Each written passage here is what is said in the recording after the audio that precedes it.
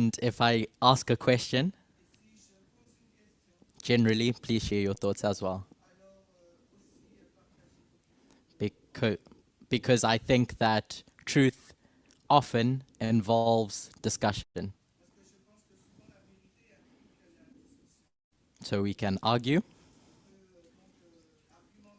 or we can amicably come to the same conclusions.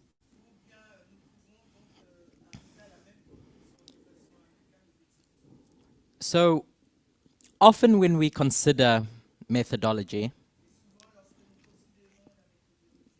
I think Elder Parminder has described it as both a science and an art.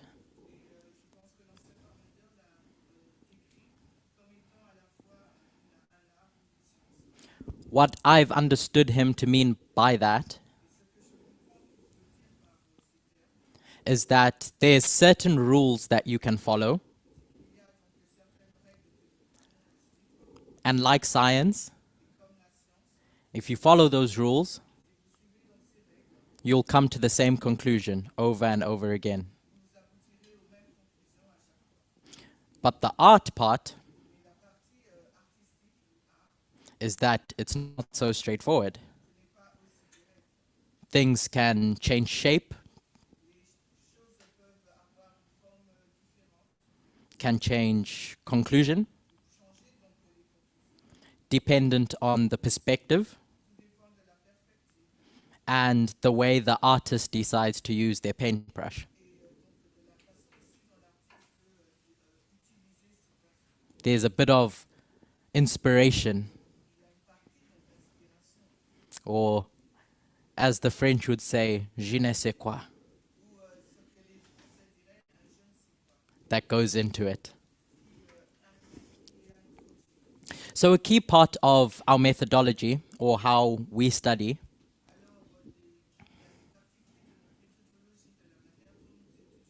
is using line upon line, or finding a model in the Bible or inspiration that can support the hypothesis that we have. So we look for structures, or we look for a repeating pattern that we see over and over again. But ultimately, what purpose does that serve? How does that benefit us in trying to arrive at the truth?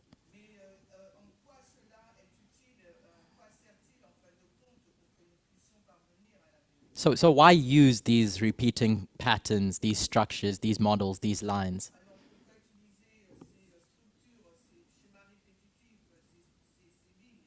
Janice?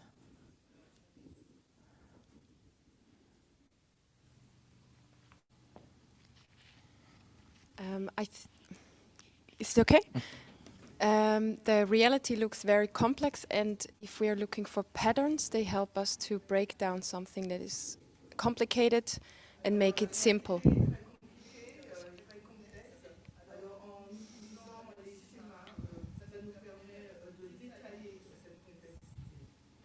So we use it to break down the complex.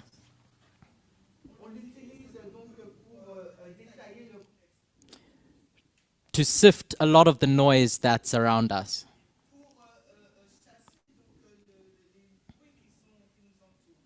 Another element that Elder Parminder's brought to our attention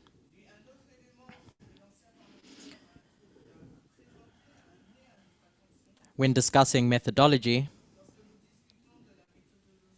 is that our study should take up, 90% of our study should take up understanding the words.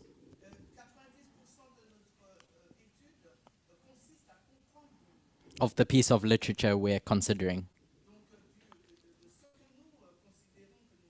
And once you've understood what those words say, we can turn to structures, repeating patterns, or lines.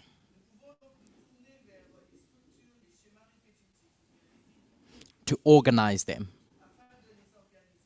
As Janice said, to make sense of them and this complicated topic that we're considering.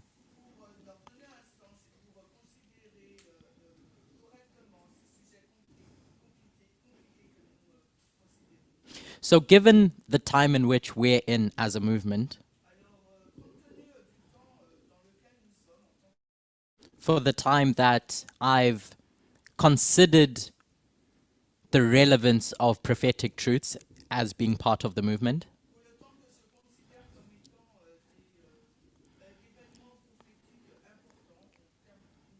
what has helped me understand whatever complicated topic I've had to grapple with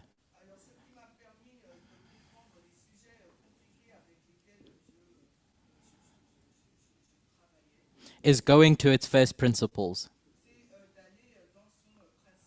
What that means is breaking it down to its origins, its simplest form.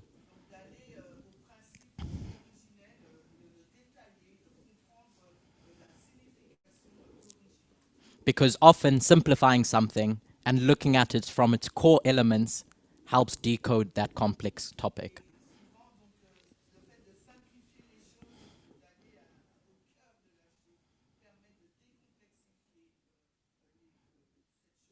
Whether that's in academia or whether it's considering prophetic truths.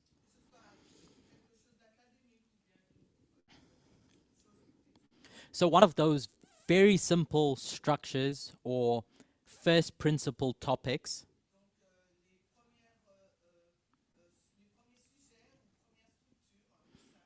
is the repeating pattern of Boston, Concord, and Exeter. Now, Aldo Parminder broached this topic at the International Camp meeting.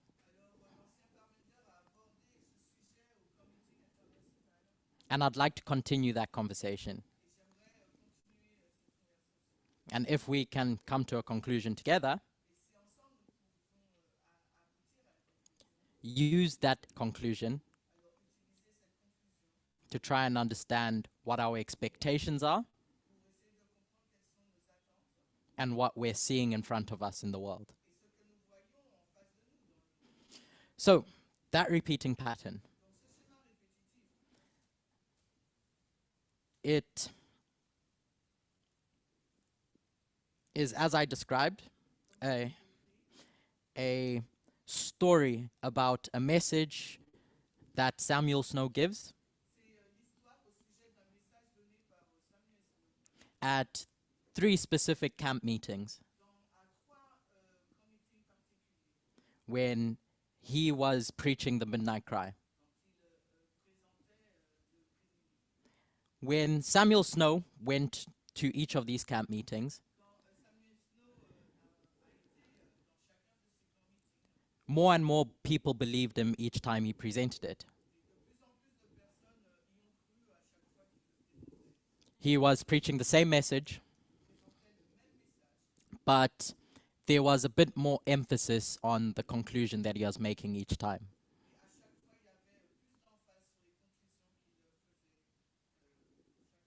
He adapted his message to the needs of the people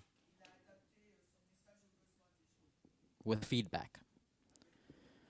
So, what do we say happens at Boston with regards to the message? Just shout it out. It's unsealed. So we have a message unsealed at Boston. And what do we say happens at Concord?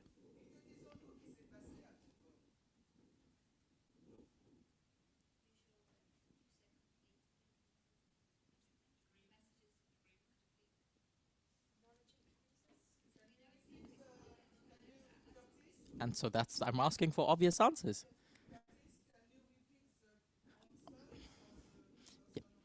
Yes. So Janice has pointed out, and Natalie have pointed out, that there's an increase of knowledge of this message that's been unsealed.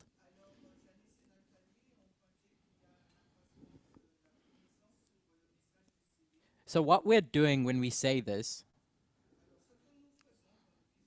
is we're taking 2 different repeating patterns, Boston, Concord, Exeter, and overlaying them with another repeating pattern. an unsealing, an increase of knowledge, and a formalization. A lot of what we're going to discuss is going to center around Exeter and the formalization.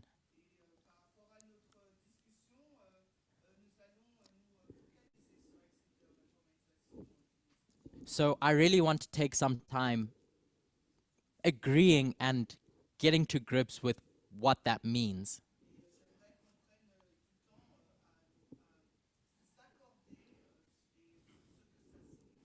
One of the questions that we're going to try and answer is who is coming into Concord at this Concord waymark. So at the formalization, what happens next? What has Elder Tess marked that last waymark with? So there's a shut door, and she writes test. But what is happening with that test? Janice? So Janice has said that it's a litmus test.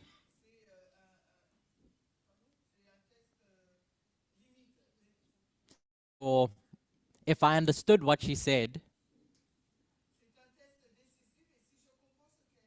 it's revealing something that's prior. Another way of saying that is what Natalie just said, is that you're getting your results of this test that's being done.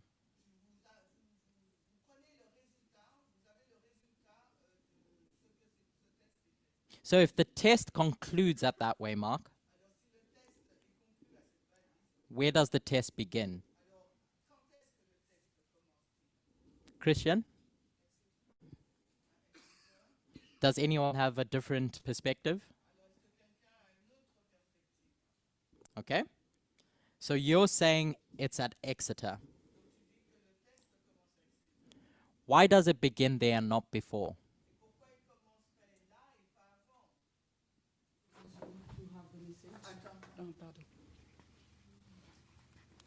Because you need to have and understand the message before. So there's a period of time which God gives you to grapple with this message that's been unsealed. Alors, il y a une période de temps que le Seigneur nous donne pour qu'on puisse saisir ce message qui a été décelé. So no decision can be taken when that message is unsealed. When is a decision made? At Exeter. Okay. So, in Elder Parminder's studies, at the ICM, he approached this from external events. But I want to do the opposite. I want to approach it from the internal. The reason why that makes a bit more sense to me is because it's what we're used to. We've always considered the messages that we teach. And later in our history as a movement, did we start considering what the stones are doing externally?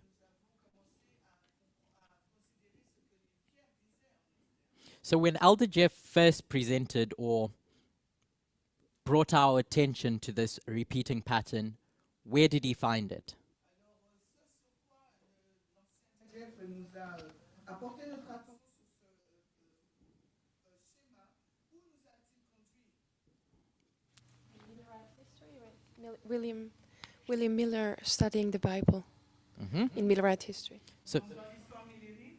so it's in Millerite history. Ok, dans l'histoire millérite. And that history begins in 1798. And it ends in 18. Where are we going to mark the end of this dispensation?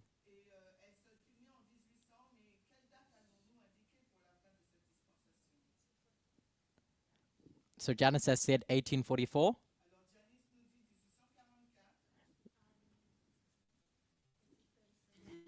No. You have the answer. 1840. And so now we're going to populate this history between those two.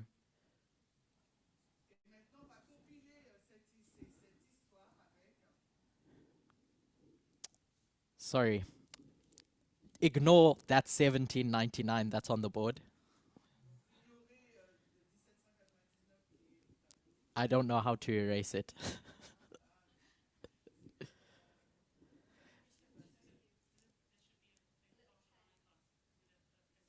Yeah, that's not working. Okay, there we go. Unfortunately, I was coerced into using a different application than I'm used to.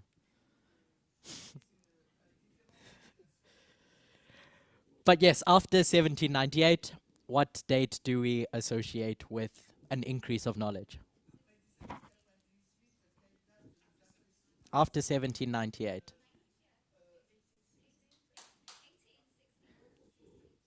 Ab-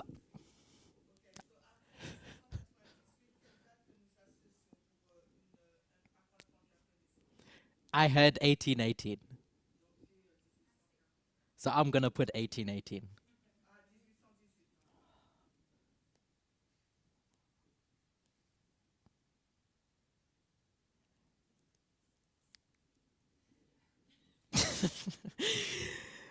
And once we get to the formalization, 1833.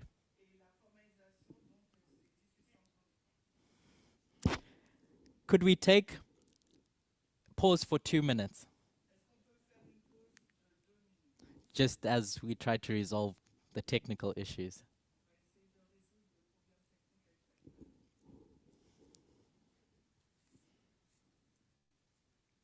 How do I?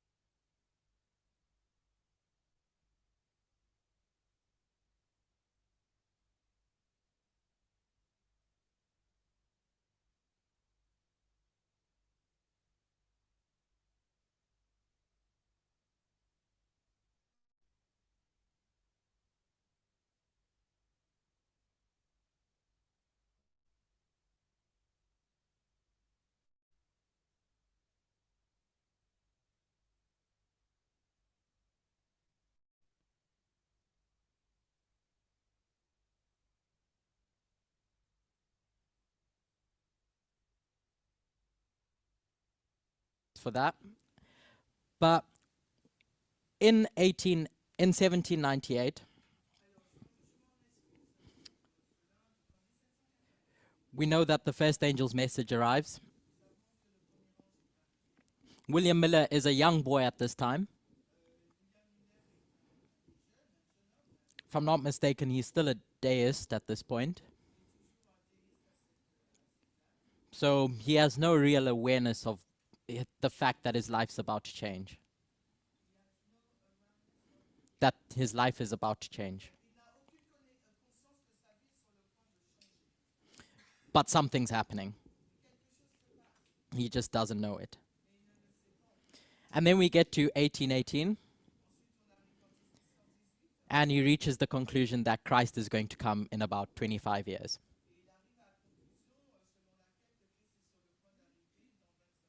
25? Yeah. And he has this conclusion, but he doesn't feel prepared to share it publicly. So there's a conclusion that we have here. He sees the truth, but he's not going to do anything about it publicly. And then he spends the next few years solidifying his understanding.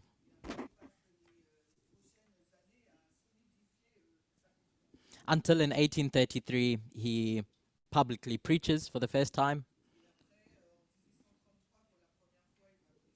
and he receives his preaching license after the fact. Externally, I think we mark a meteor shower or something that happens.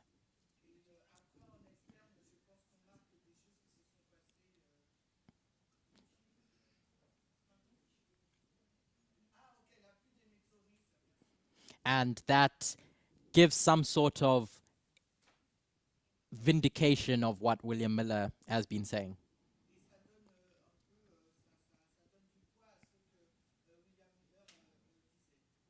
And so in 1840, the Ottoman Empire falls. When was the time to recognize that fall of the Ottoman Empire? When should people have taken notice that this is happening or is going to happen?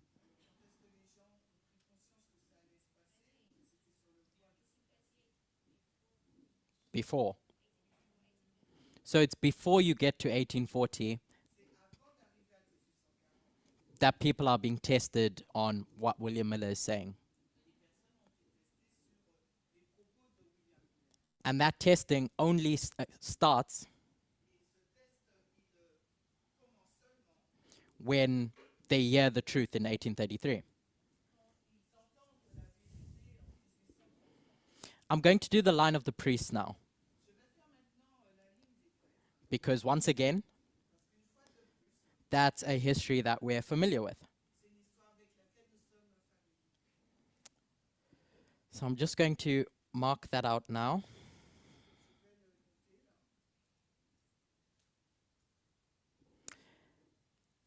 In 1989, the first angel's message arrives.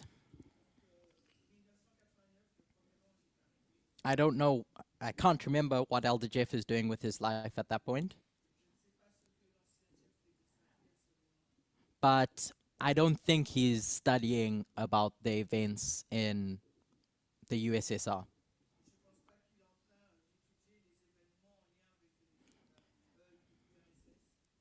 But we get to 1991,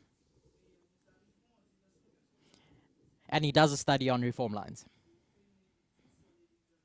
on line upon line. And that sets him up, sets the movement up for what follows next in 1996 when that message is formalized. The time of the end magazine. And what is the conclusion in the time of the end magazine?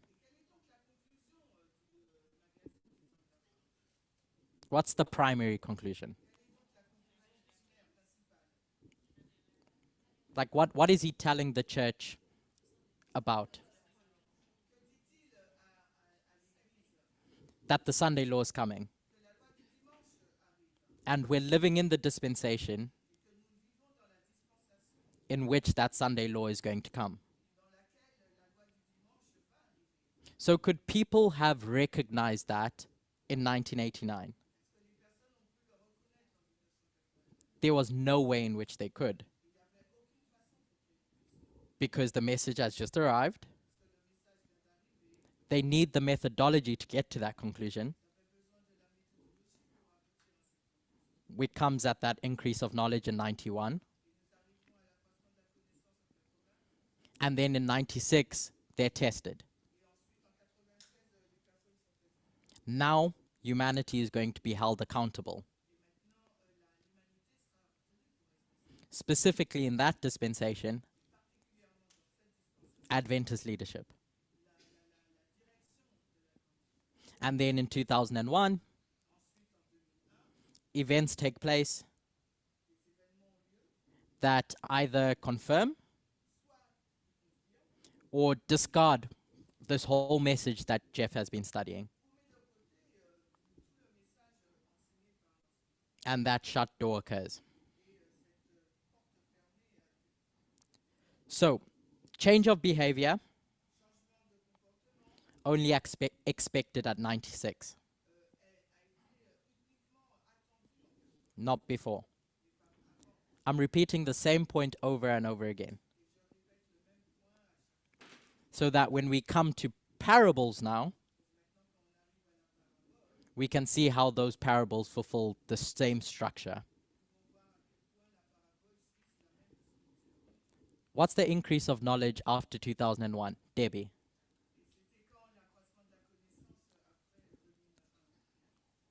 What year do we associate with that, Waymark?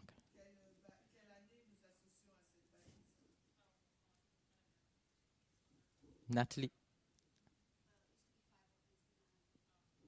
Okay.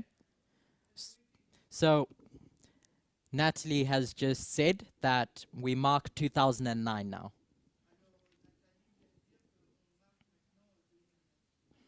What happened in 2009? What study was done in 2009?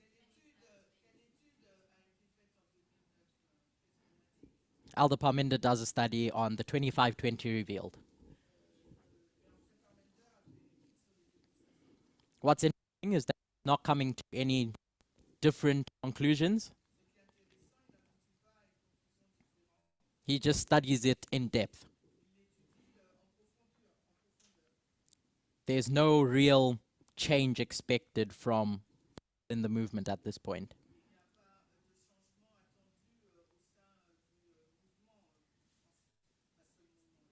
But then in 2012, what happens? What does he do, Emma?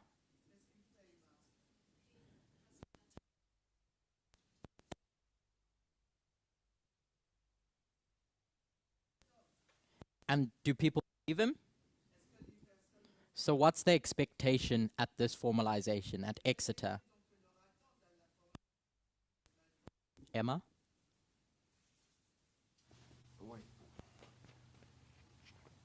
The expectation is that people would believe him. If we go, actually, what are you asking? Sorry. It's okay. Say that. Yeah, the expectation is that people would believe him because the message is being formalized now. Donc l'attente, c'était que les personnes puissent le croire, puisque le message a été formalisé là. So there's an expectation that people change how they relate to time within our dispensation. Donc il y a une attente, un changement des personnes par rapport à leur compréhension sur le temps dans cette histoire. Despite unaware to us Malgré que ce soit, nous n'en soyons pas conscients, that from the moment Elder Jeff said that we're living in the time of the end, time became a component of our message. But there's an expectation that we're tested now. Are we tested in 2014? Isaline? Are we tested in 2014? sommes-nous testés en 2014? For me, yes. Yes, About what? because it's about the message we received before, the previous message. Why would Isaline has said we're tested about the previous message? Et Saline dit qu'on a été testé sur le message précédent. But it's the end. Oh, you mean, is it the beginning or the end? It's what you mean? I mean, 2014 is the end of the test. The period of the test is from 2012 till 2014. So Isaline has pointed out Donc Saline a souligné that it's the end of this testing period between these 2 years. Okay, the last dispensation that we're going to consider is between 2014 and 2019. So we get to 2014, and as we've been saying all along, a message is unsealed.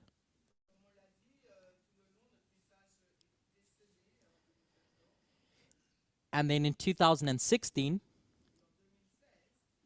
this might be a trick question, but what's the increase of knowledge? And who gives that increase of knowledge?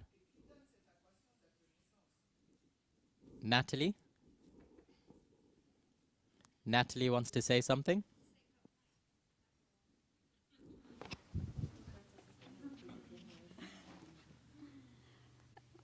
I've got a feeling I'm going to be wrong, but is it the king of the south and the king of the north?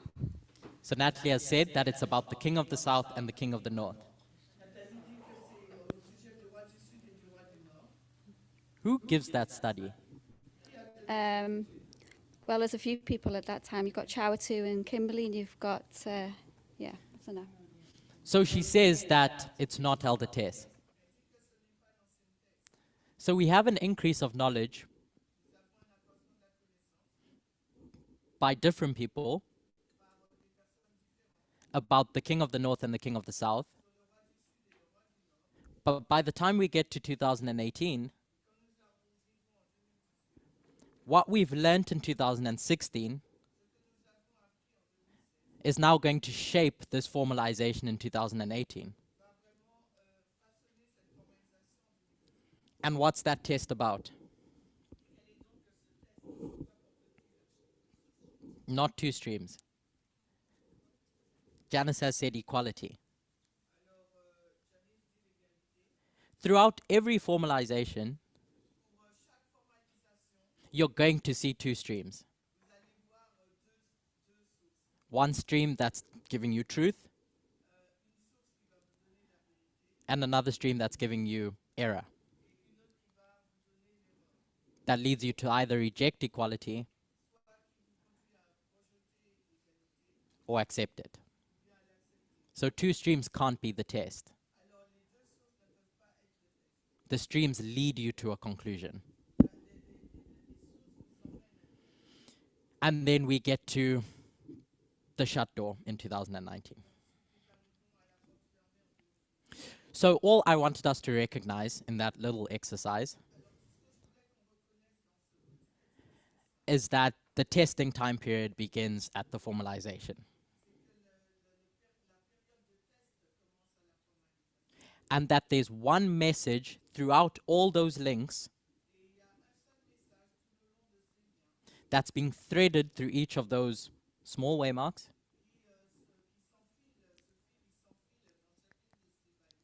but it's developing until it gets to the point where it tests you and it requires you to change your behavior. There's a connection between this increase of knowledge and formalization.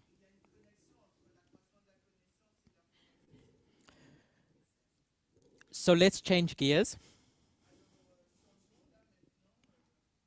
and not try to answer questions people have now.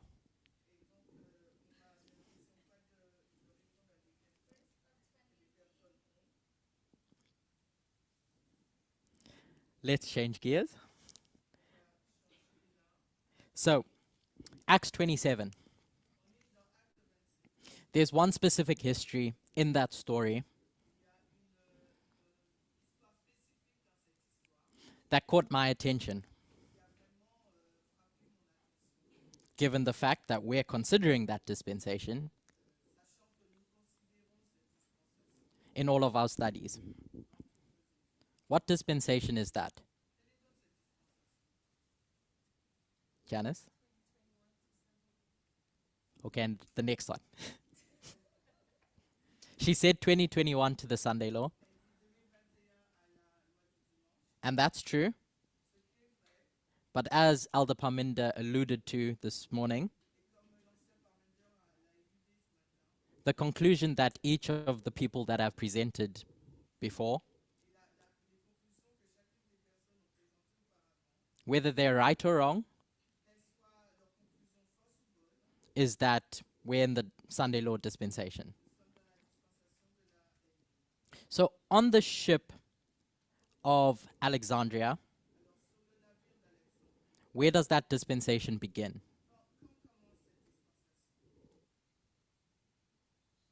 At shipwreck.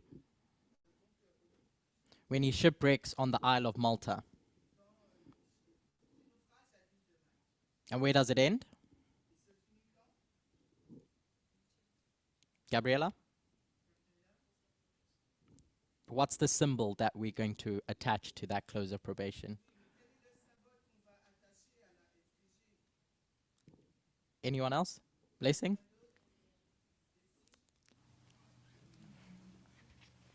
Paul leaves the island. So Blessing has said Paul leaves the island on another ship.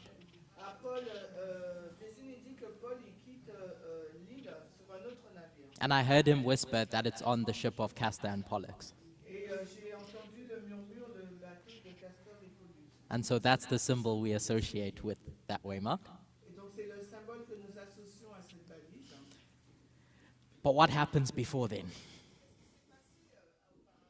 And this is where our story gets interesting. So hopefully my quotes and references would have been shared with everyone.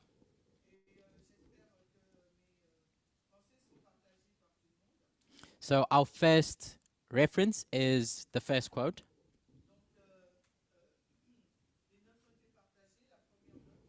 LP 270.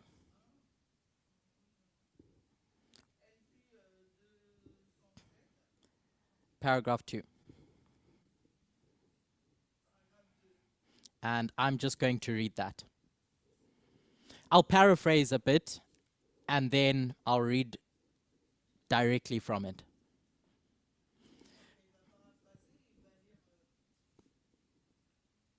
My translator is looking for...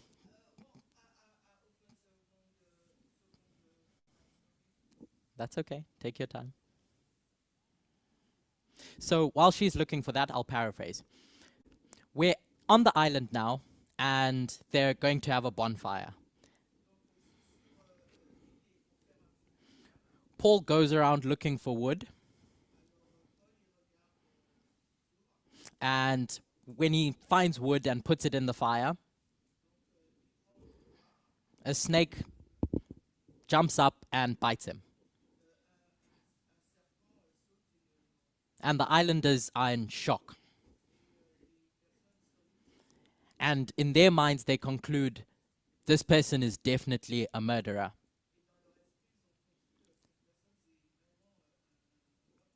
And the gods are punishing him. Paul shakes off the snake. But the islanders knew that this snake was venomous. And they expected him to die because of that bite. And now I'm going to read. I'll read it in full. But as no unpleasant results followed, they changed their minds, and like the people of Lystra, said that he was a god. By this circumstance, Paul gained a strong influence over the islanders, and he sought faithfully to employ it in leading them to accept the truths of the gospel.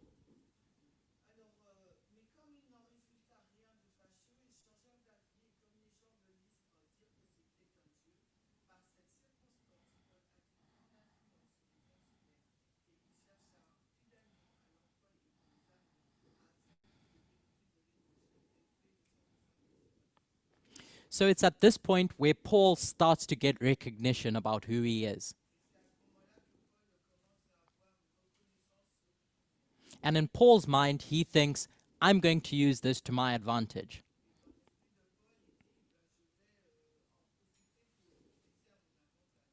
Not all the islanders are convinced, though, until what happens next. By the way, when Elder Tess has made application of this waymark, who does she associate Paul with as surviving this snake bite?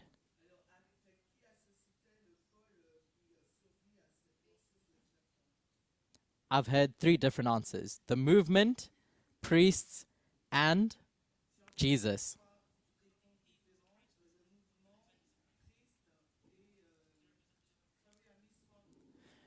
Jesus, priests. Oh, okay. Okay. But that's not the answer that Elder Tess gives. It's close to the priests. But it's the 144,000, as Muriel has said. Because we know that the 144,000 don't die. Symbolically. So we go to the next way mark. And that's quote number 2. I'll read that one in full. In the same quarters were possessions of the chief man of the island, whose name was Publius, who received us, and lodged us 3 days courteously. And it came to pass that the father of Publius lay sick of a fever and of a bloody flux, to whom Paul entered in and prayed and laid his hands on, and healed him. So when this was done, others also, which had diseases in the island, came and were healed, who also honored us with many honors. And when we departed, they laded us with such things as were necessary.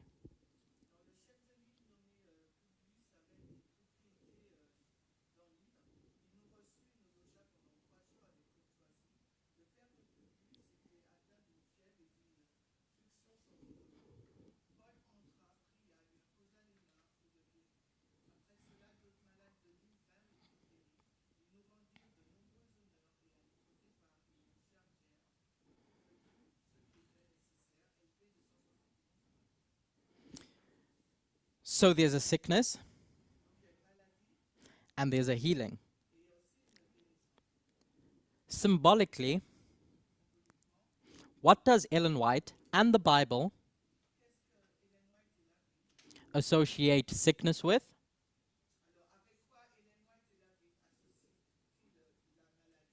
And healing with? Luke 5 verse 23 to 24 says, "Why should ye be stricken any more?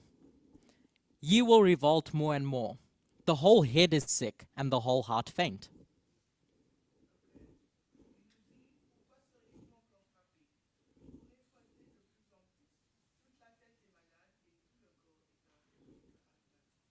Now, when talking about the Israelite structure, the Pharisees, the church,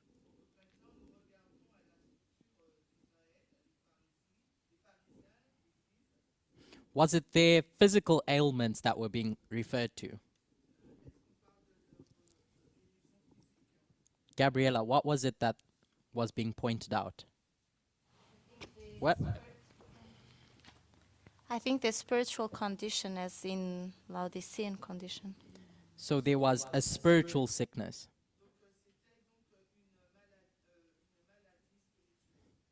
Sin. A sin problem was being identified. There's more evidence of that in Isaiah. We can go there. So Isaiah 1 verse 5 and 6. It says, "Why should ye be stricken any more? Ye will revolt more and more. The whole head is sick and the whole..."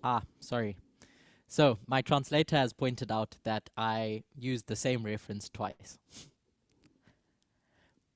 But I will give you the correct reference after the fact.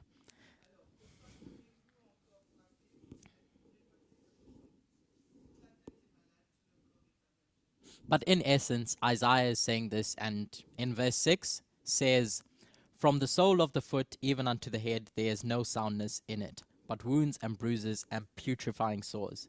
They have not been closed, neither bound up nor mollified with ointment."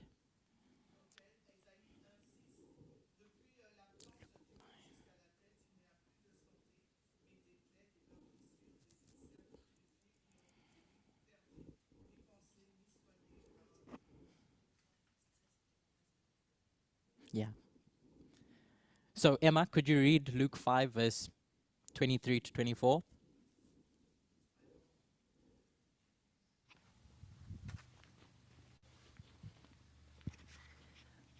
Luke 5:23, "Whether is easier to say, thy sins be forgiven thee, or to say, rise up and walk? But that ye may know that the Son of Man hath power upon earth to forgive sins. Christ said unto the sick of the palsy, I say unto thee, arise and take up thy couch and go into thine house." Ok, donc on a lu les versets de 1005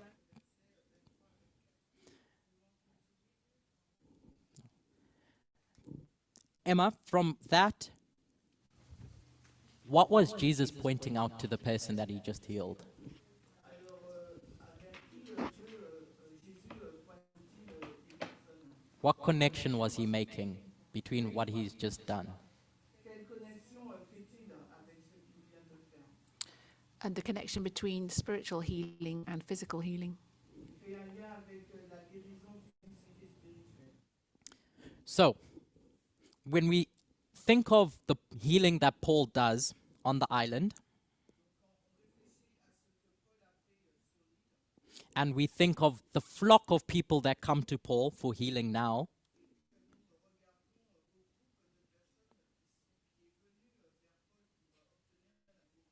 I want us to keep in mind that spiritual application that we'll come back to just now. So the second parable or story that I want to go to is the story of Daniel in the plains of Jura, or Daniel's friends. So follow along in your Bibles. This is a story that we've used to identify an image to the beast, a testing time period, a time in which God's people are going to be faced with a decision. But I want to see if we can see different points in that story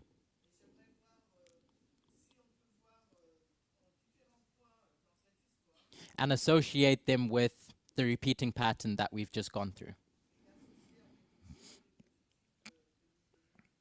So, Daniel 3 verse 1. Give me a moment to go there. Emma, could you read Daniel 3 verse 1?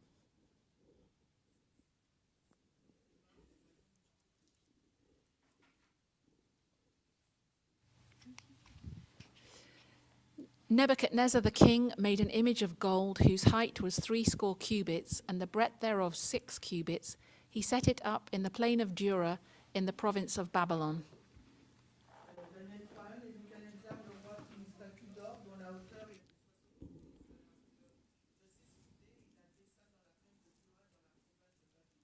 So before anything could be done, after Nebuchadnezzar's had this dream, he has to create an image first. So that image arrives on the scene of God's people.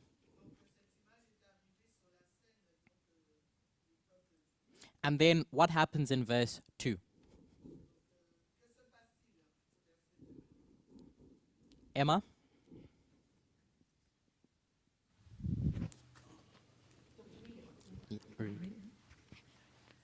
Then Nebuchadnezzar the king sent to gather together the princes, the governors, and the captains, the judges, the treasurers, the counselors, the sheriffs, and all the rulers of the provinces to come to the dedication of the image which Nebuchadnezzar the king had set up.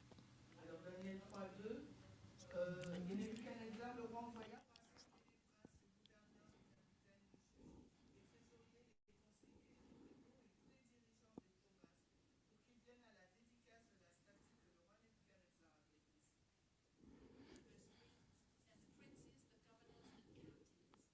Judges, the treasurers, the counselors, the sheriffs, and all the rulers of the provinces were gathered together unto the dedication of the image that Nebuchadnezzar the king had set up, and they stood before the image that Nebuchadnezzar had set up. Daniel 3, 3, alors les princes, les gouverneurs, les capitaines, les juges, les trésoriers, les conseillers, les prévôts et tous les dirigeants des provinces s'assemblèrent pour la dédicace de la statue que le roi Nebuchadnezzar avait dressée, et ils se tinrent debout devant la statue qu'avait dressée Nebuchadnezzar. So first Nebuchadnezzar has to make that image and put it in the plains of Jura. Alors, premièrement, Nebuchadnezzar doit faire cette statue et la placer à la plaine du Jura. And then he calls everyone in the province, specifically those in charge, to come and see what he's done. In Elder Parminder's studies in the International Camp meeting,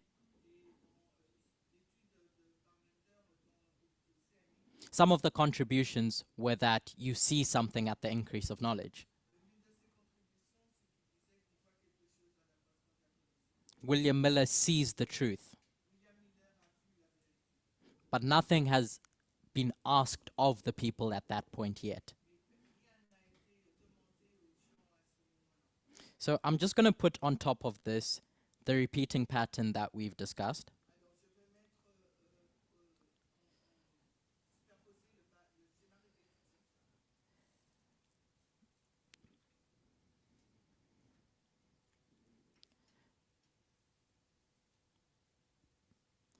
So we have the image created and then the gathering where something is seen.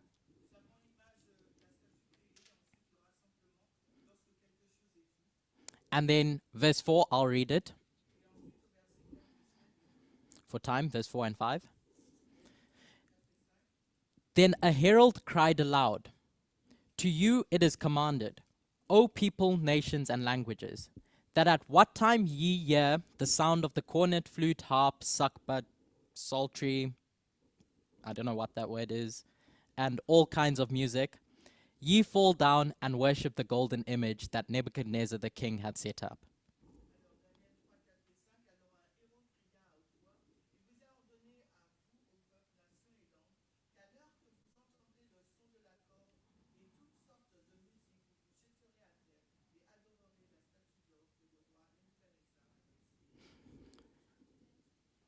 Sure. So I've just been asked to write down the verses underneath each of those waymarks.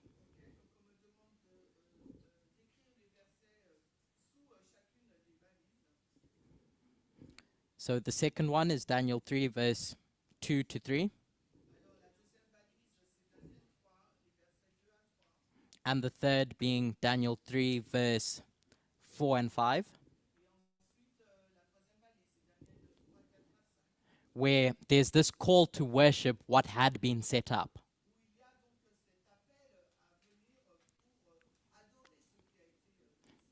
That call wasn't made when the rulers arrived.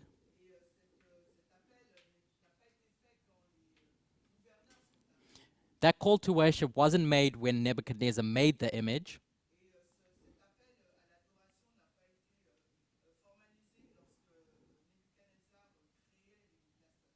That cry, that loud cry, comes at a specific point where now people have to make a decision whether they're going to worship that image or not.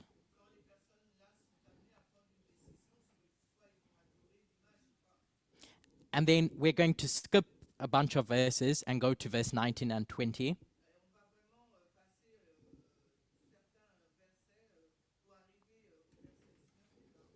And I'll read that. This is after the 3 Hebrew boys decided they're not going to worship this image.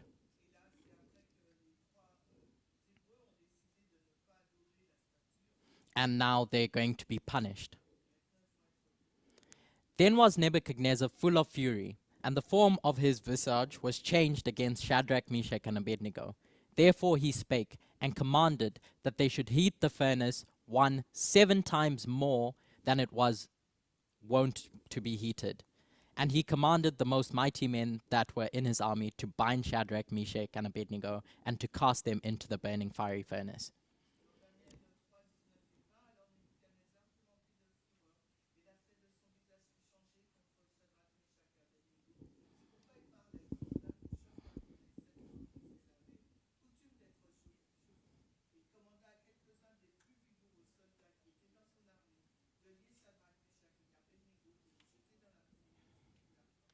So just as secondary evidence that this is where we can place this.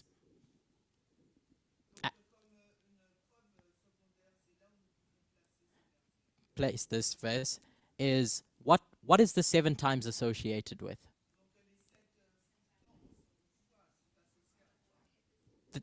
I'm hearing the 25-20.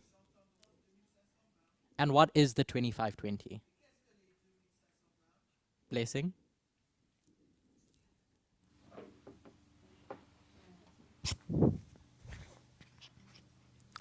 It's the time of trouble for God's people.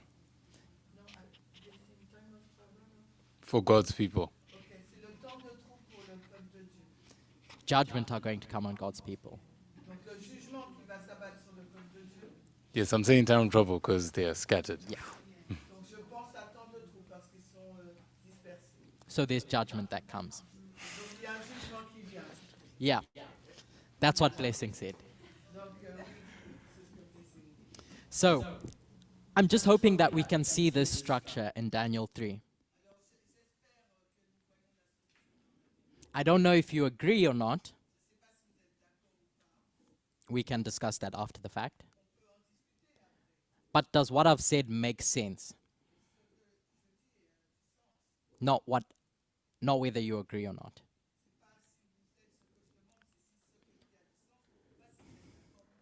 So given that, I'd like to, given the fact that we're discussing the image of the beast,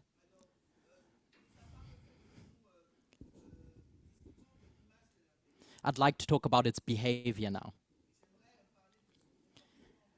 And we can juxtapose that with another entity that arrives, is set up at the same waymark.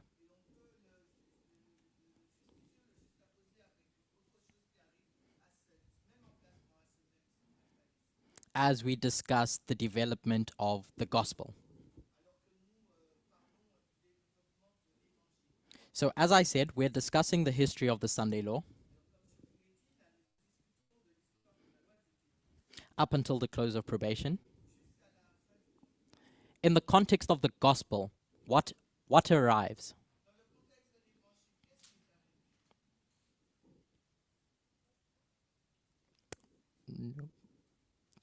Anyone? What arrives at the Sunday law?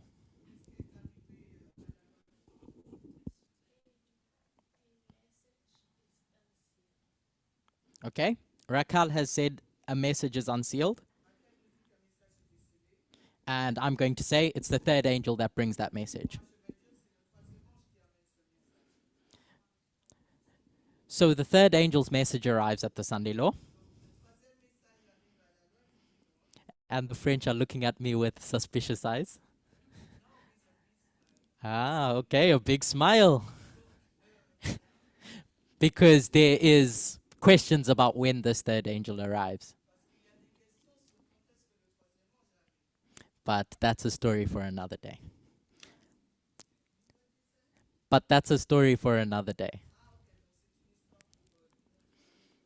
But what is the core message of the third angel?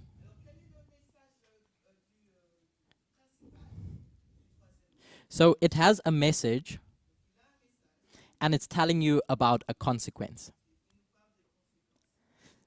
What is the core message of the third angel? Not what the words say.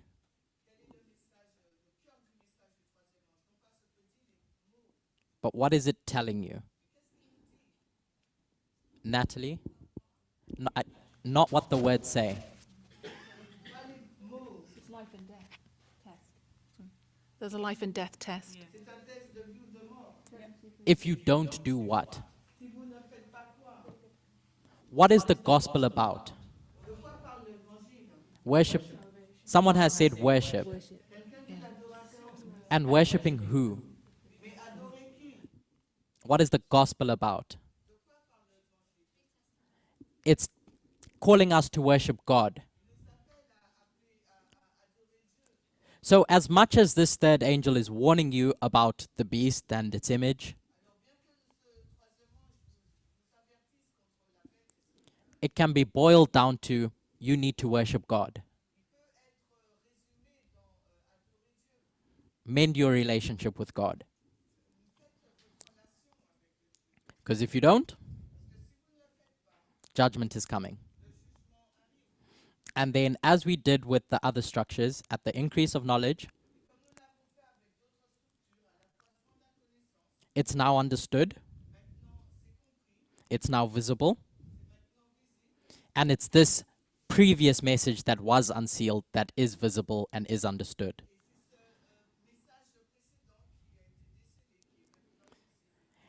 And then we get to a decision point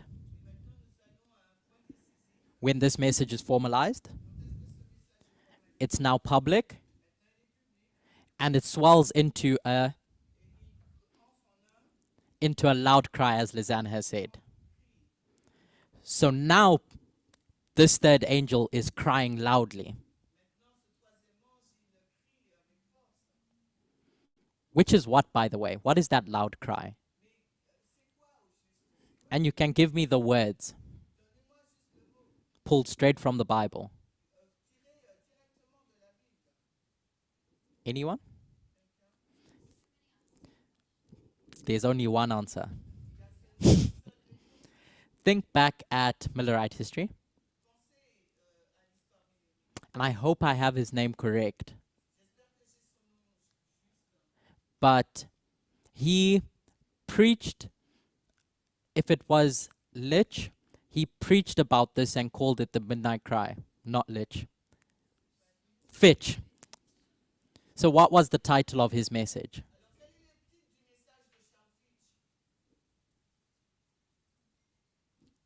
Anyone? Babylon is fallen. And do what? Come out. So at this loud cry, you're being told, come and worship God. Come out of whatever state you're in, that institution that you're in, that has a specific ideology. Come and join this institution where you can worship God. But it's the same message from the beginning. Worship God. And then at the close of probation, as we've been saying, judgment. So as I said, let's juxtapose this with the image of the beast, or the counterfeit message that arrives. So I'm going to put counterfeit.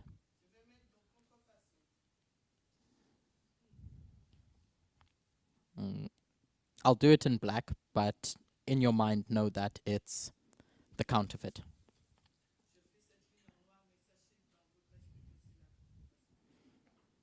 So we have the same way marks. The image of the beast arrives with a message. As we saw in Nebuchadnezzar's story, it has a message. We know that because the third angel's message has a message. The third angel has a message. And if the third angel's message is worship God, what is the message of this image of the beast? At its core, worship who? The beast. It's saying there's this beast that exists, my boss, worship it. And the consequence, if you don't, is that you're going to be punished or judged.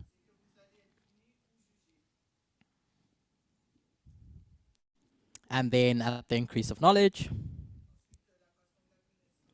that message is visible.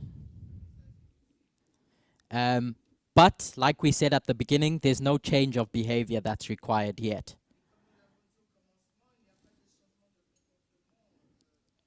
Until we get to the formalization, where as we read in the Bible, that image of the beast is now going to cause it. It's going to start acting. And it's time for you to make a decision. And before I ask the trick question,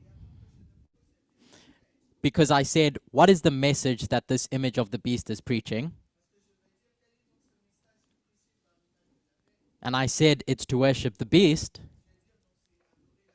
but in reality, what is it saying? Worship me. And so, if at this point, it's saying, worship me, the image of the beast, worship itself,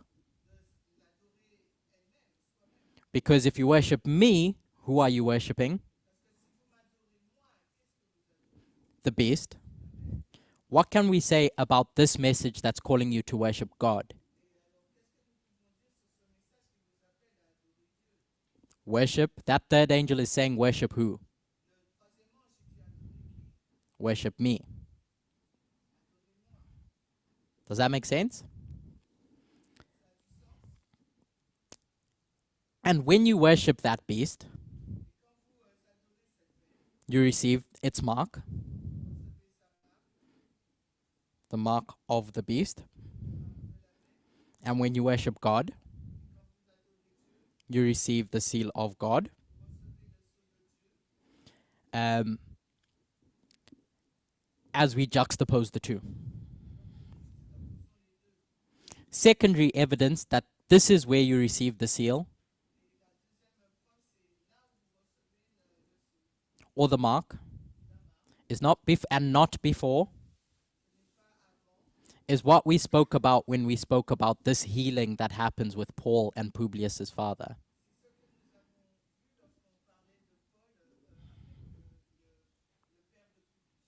Because in that story, healing is you receiving the seal of God and you deciding not to come to Paul's feet for healing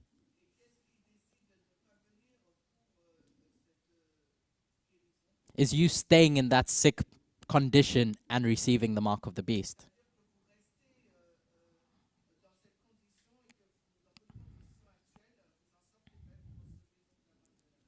Up until judgment comes at the shut door. I'm going to go to quote 7, which is 5T216.2. And I'll read it in full. Now is the time to prepare. The seal of God will never be placed upon the forehead of an impure man or woman. It will never be placed upon the forehead of the ambitious, world-loving man or woman. It will never be placed upon the forehead of men or women who of false tongues or deceitful hearts. All who receive the seal must be without spot before God, candidates for heaven. I'll end there.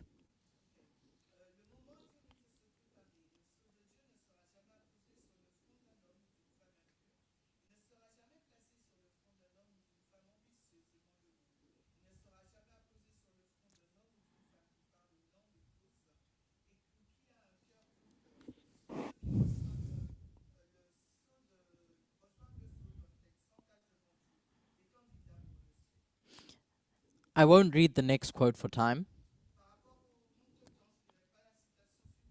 but I've just written it down. I've just written it down on the board. In essence, Ellen White is saying that no one can be condemned until they've received sufficient light.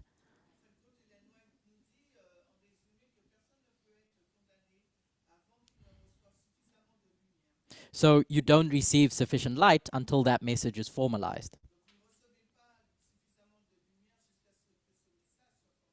So that mark or that seal can only be placed at the formalization.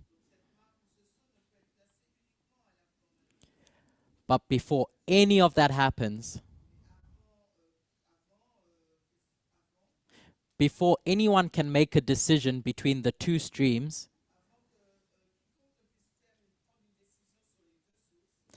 that image is already standing in the plains of Jura at that Sunday law waymark. So, taking a step away from these structures, and considering Acts 27 again, or the relationship between the Nethinims and us. When do the Nethinims change their leadership? At what point in their story? At Panium? At their middle way mark? At their Sunday law? But before that happens, they go through a plowing and an early rain.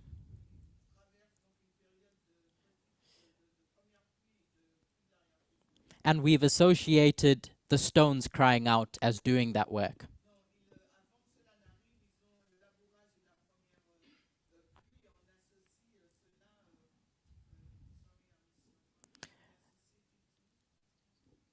The stones crying out.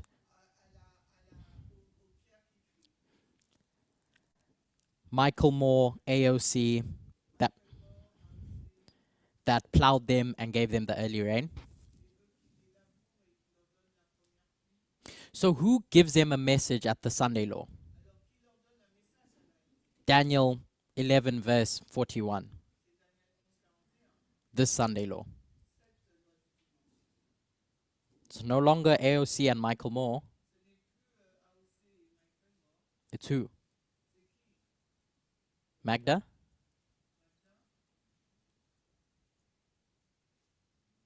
The leadership's changed from them to us. So we're giving them that message. The third angel, us, is now expected to give them that message. So there's two streams at the Sunday law now. The image of the beast and us. There's nothing Kamala Harris or AOC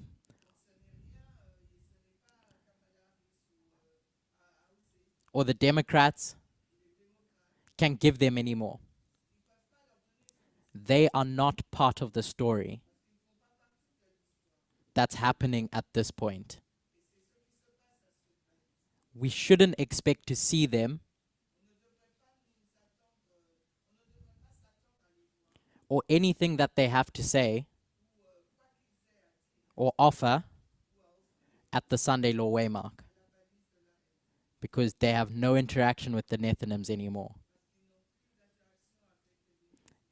In the parable of where their salvation should come from.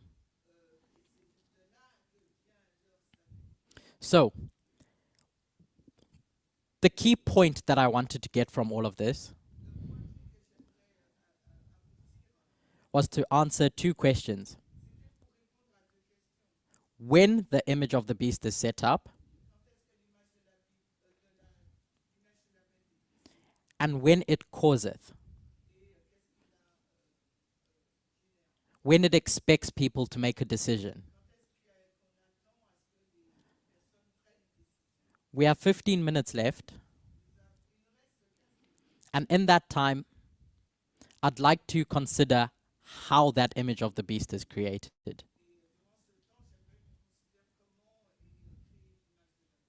So, at the beginning, when I asked what dispensation of history are we considering,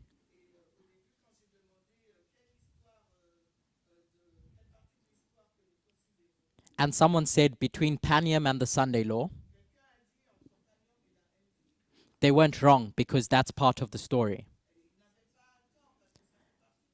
It's part of the story of how the image of the beast is set up. In between Panium and the Sunday law,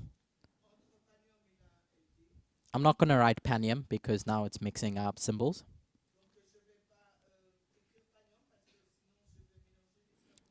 I'll put Cyprus.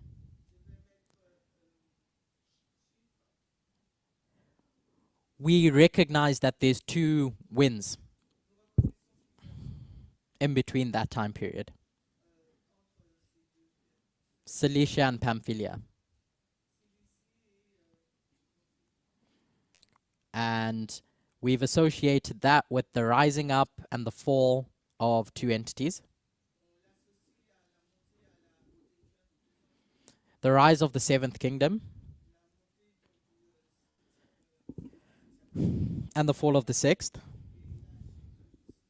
But that seed is planted at Cyprus for that seventh kingdom to rise.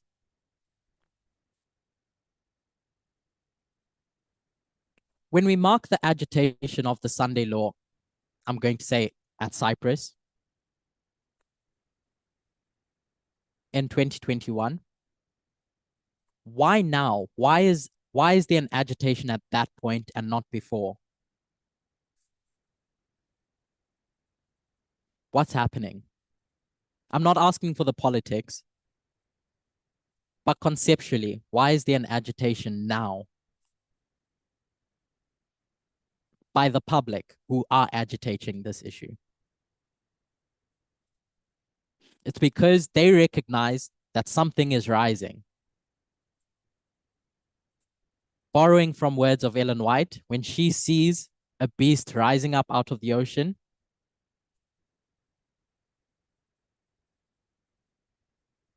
there's something that begins its journey at Panium or Cyprus that they see is going to be a problem. So it's not just this seventh kingdom that's rising up, this dragon. It's the image of the beast as well. I'm going to borrow a piece of history from Alderteri's studies to discuss this rise of the dragon and what drives it. So she talks about the Lex Julia.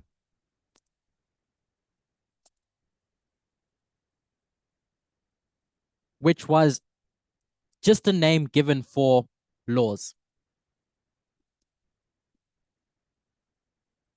And she takes that story and looks at Augustus Caesar.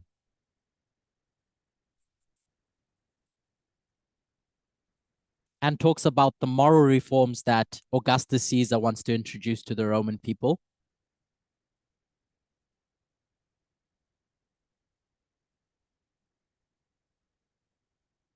But Julius Caesar introduces his own. In 59 BCE.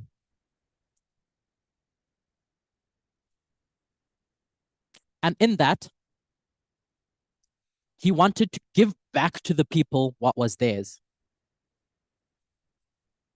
He wanted to redistribute land among the common person. Among the poor Roman citizens, among the soldiers. And so he wanted to alleviate poverty. So when Julius Caesar comes into power and what he's campaigning for,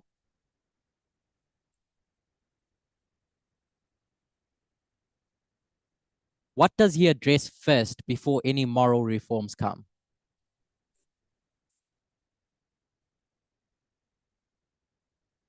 Janice has said the economy. He's just like every populace that has existed. He pulls on the heartstrings of the people.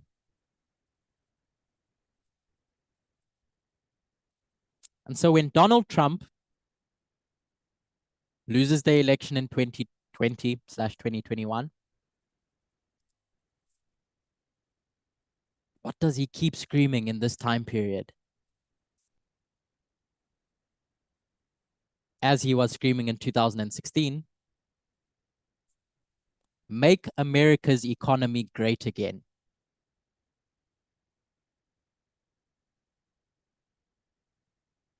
So in this time period when the dragon is rising,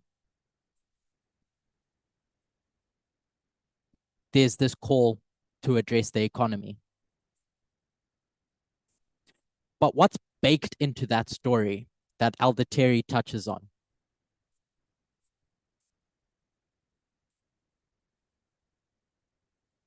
is that you're going to get unexpected consequences of putting this economist in power.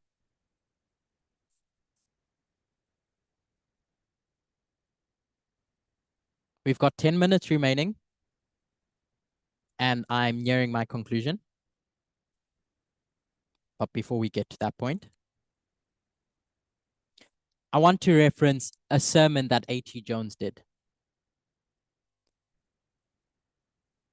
It was done in 1893. If you recall, Elder Parminder referenced another sermon that was done in 1893.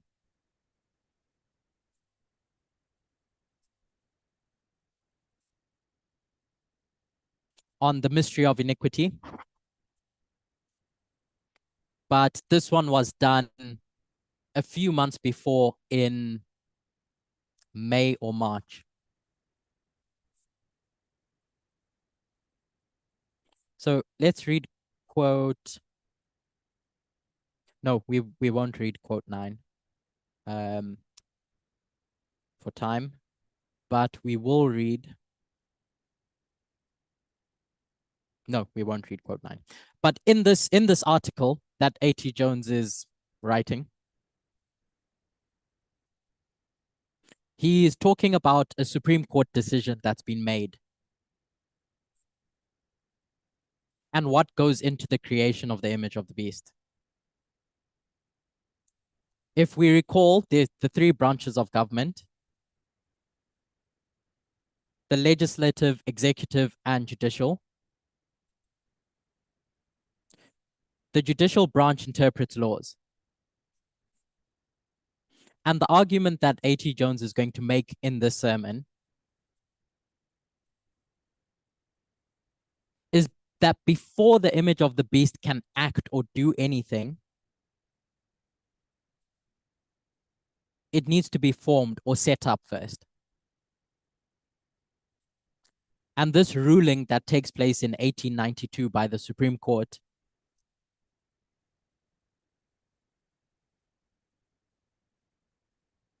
does that forming. In essence, what the Supreme Court did is that they interpreted the Constitution or the nation of America as a Christian nation.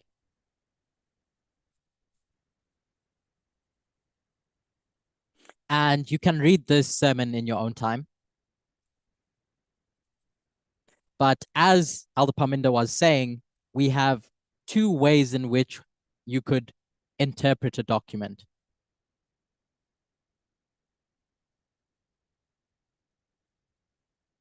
And that's what's at play with the Supreme Court at this point. They use their interpretation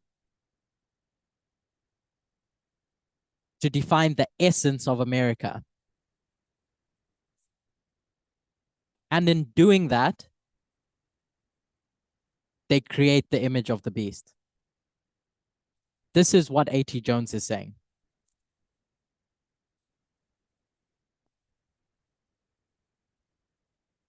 So the reference for that is Adventist Review and Sabbath Herald, May 31, 1892. And it starts at about page 337 up until 339. And in that, you'll read this argument that A.T. Jones is making.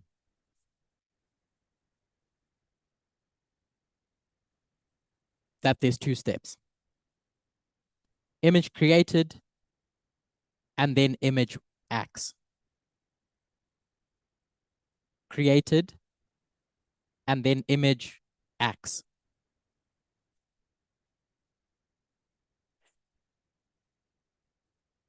If you want, you can look at the history of the papacy taking power in 538.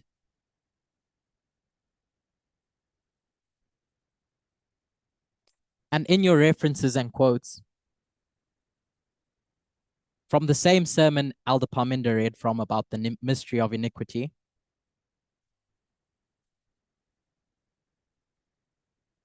A.T. Jones makes the same conclusion.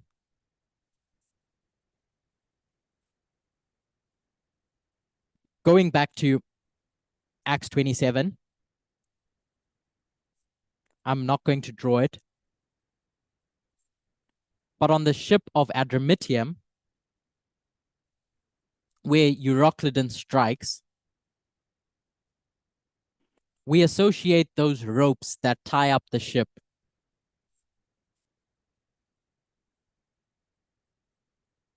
with methodology. So there's a specific methodology that God's people are going to use to keep that ship afloat. Now, I'm not saying that the institution of the USA follows the same thing in 2001. I think if you look, you can find something. But I want us to consider that between Panium and the Sunday law, when this image of the beast is rising, there's some form of interpretation that's going into defining what this image of the beast is going to look like.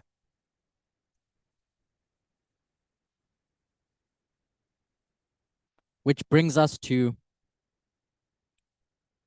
Concord in that history.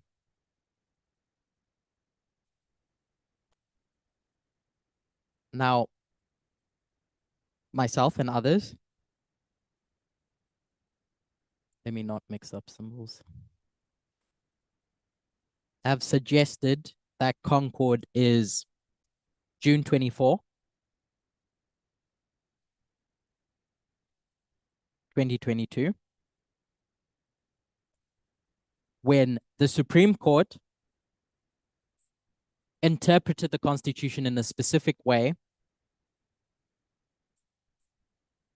during this time period where the image of the beast is being created.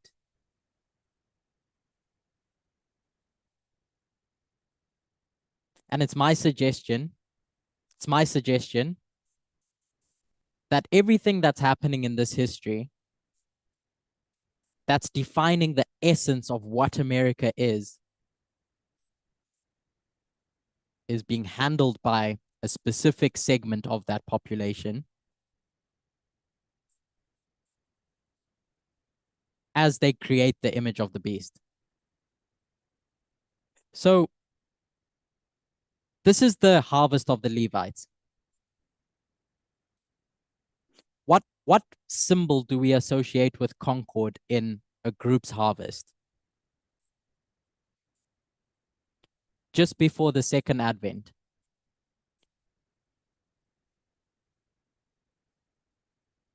Within Jacob's time of trouble, there's a death decree.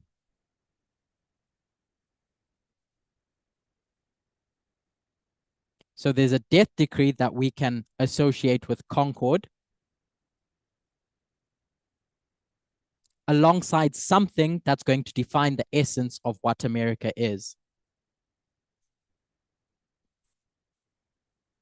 In your quotes and references, quote number 13, or reference number 13, is an article by The Guardian,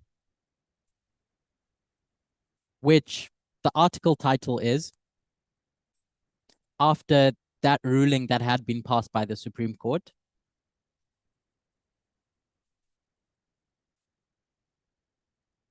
is that one death is too many.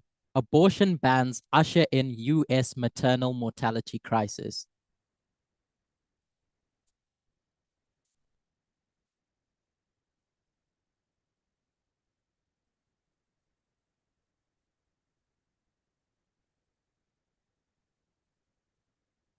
I just read that. Going back to reference number 11. This is taken from a news article. In essence, you can read it in your own time. The author was warning about what would happen when Roe v. Wade was overturned.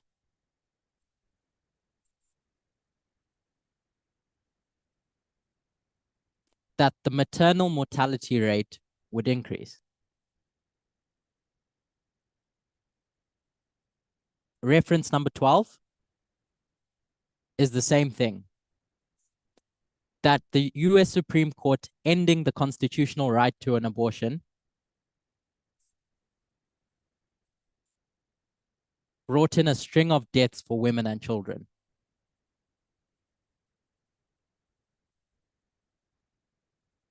This is Concord, centered around this long-standing opposition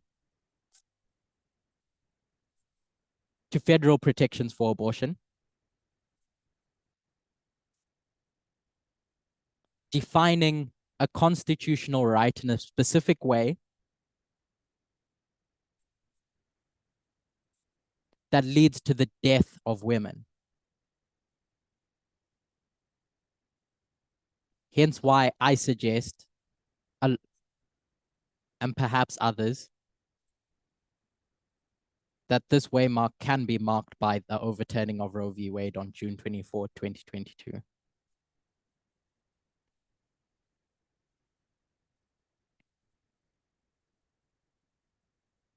Whatever you look for at the formalization, I would suggest that you look for how that contributes to the forming of the image.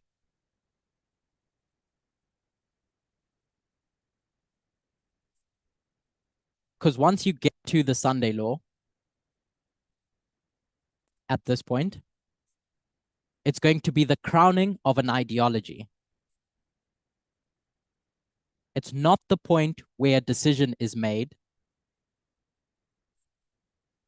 Two messages do arrive, but the test where a decision is made only takes place at the formalization. At the loud cry, Exeter.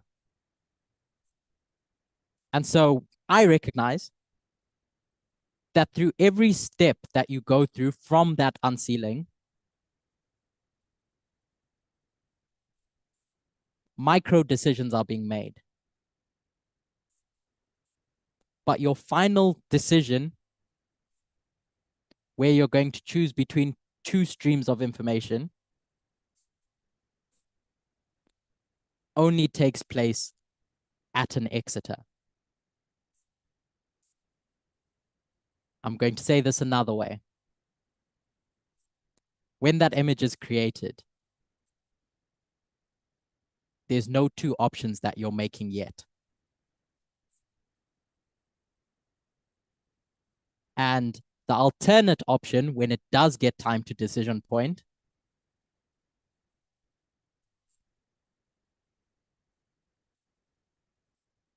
is a message that we are giving. No longer the stones, the left in America, and what the image of the beast has to say. And I don't want to confuse what I'm saying as suggesting that the image of the beast is external, because it's not anymore.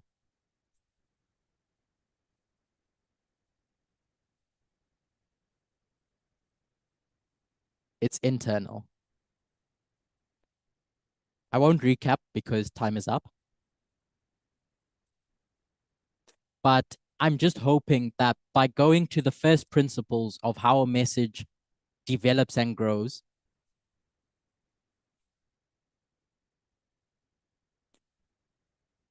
it can try to help us understand what our expectations of the Sunday law are.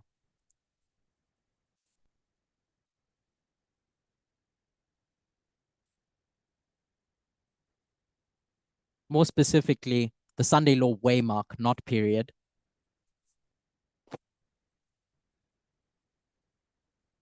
And the expectations at Exeter, the loud cry, the formalization.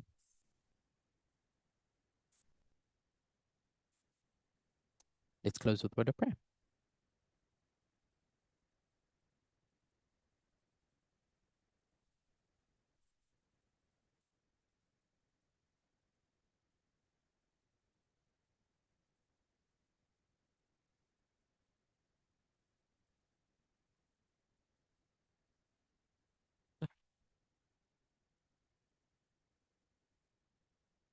Dear God,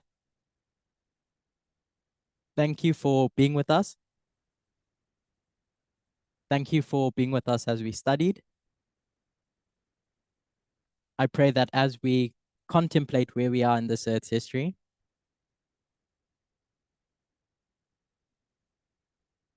we may know what to look for, when to look for it,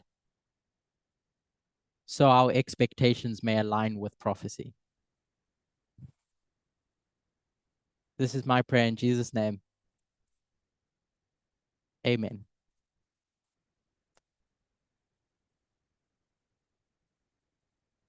I have such a cramp.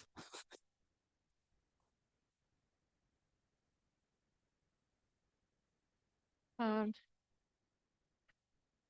just want to say, I just want to say thank you for joining us online. And our next presentation will be 6 o'clock UK time, which is approximately 5 hours from now, just under 5 hours from now. We'll see you then. Thank you. And for those in the room,